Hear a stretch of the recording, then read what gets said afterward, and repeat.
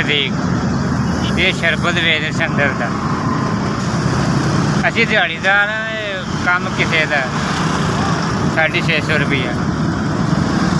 हाँ जी बस मजबूरी है ना, बाहर छोटे छोटे बच्चे ने। बड़ा बंदा मैं किसी ने रेहड़ी लवाई 600 रुपया दिहाड़ी मेरी।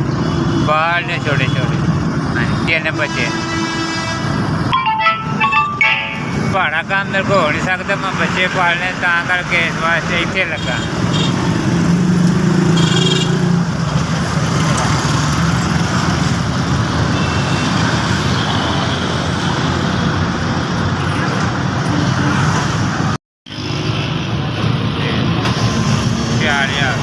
चार हज़ार रुपये